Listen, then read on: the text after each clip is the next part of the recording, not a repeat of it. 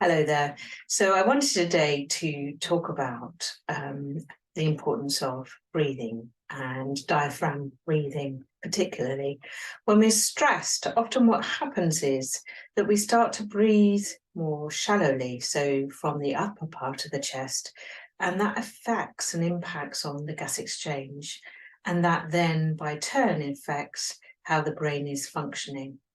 So, in order to help yourself when you notice yourself being stressed, one of the first things I teach people is how to do diaphragm breathing in order to slow the breath down, take a pause, but also then help the gas exchange to recalibrate and for you to maybe manage and notice how you're dealing with the stresses that are going on.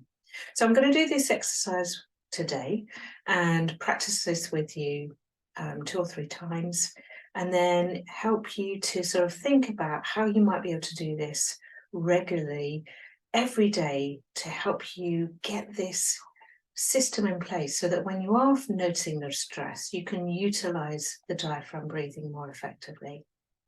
All right, so the first thing we need to do is engage the diaphragm, and sometimes that can be quite difficult to do because we're so used to breathing in a way, and when we're tense, what we tend to do is breathe from the upper part of the chest. So what I ask people to do, and I want you to do this too, is put one hand, your right hand, on your upper sort of chest, the sternum area, and then the lower hand is just above the belly button, so about there. And once you've done that, keep placing the right hand up above and the left hand just above the belly button. And what I want you to do is breathe in and just normally breathe in and breathe out. So you're not trying to force anything, you're just noticing your breath. So you're just being aware of your breath and just noticing what's happening. And then I want you to pay attention, which hand is moving? Is it your right hand, the upper hand? Is it the bottom hand, the left hand, or is it both of them? So just take a moment to notice that. And what we want you to sort of be really aware of is if the top hand is moving, then you're not engaging the diaphragm fully. So if the top hand is the one moving most, then you're really not engaging the diaphragm.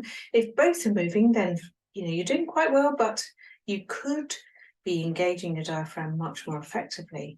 So I want you to now, with a few breaths, really think about your breath going in and almost engaging and just wanting the lower hand to be moving. So not the top hand at all. So really breathing in, almost like forcing your belly in and out. When we're babies, that naturally happens. If you see a baby breathing when they're sleeping or resting, the lower belly is naturally going in and out. Nothing else is moving. So are you doing that? Are you breathing in and out and just noticing the bottom hand moving? That shows that you're now engaging your diaphragm in a much more helpful way for your body.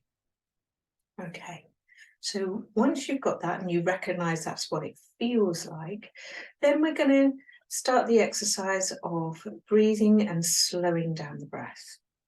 So for this exercise, if you're noticing yourself being a little bit tense or sort of stressed, it can be really helpful, but it's really useful anyway, just as a way of pausing and slowing everything down. So it's a count of your breath. And what we're going to do is breathe in for 3 counts, then hold it for 3 counts, and then breathe out for 5 counts. And the reason for that is that if we're breathing out for longer, we're helping the body recalibrate the gas exchange. So if we're stressed, if we're breathing, hyperventilating in any way, then we're getting too much oxygen. So we just need to slow that down.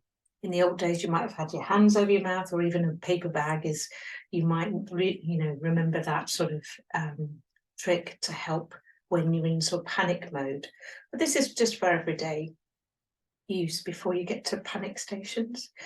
All right, so what I'm going to ask you to do, and I'm going to do it with you, is to breathe in, notice the breath going in through your nose, counting for 3, holding for 3, and breathing out for 5.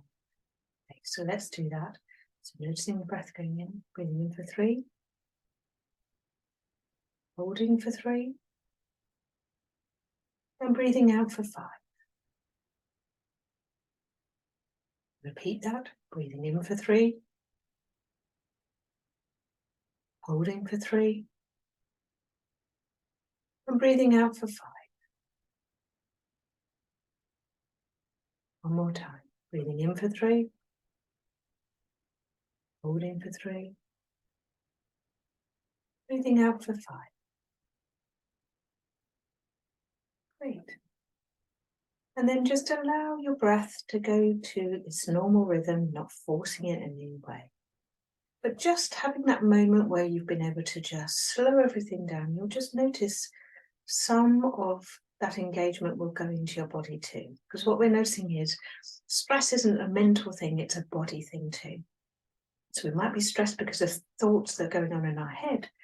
Body is where we hold a lot of that stress.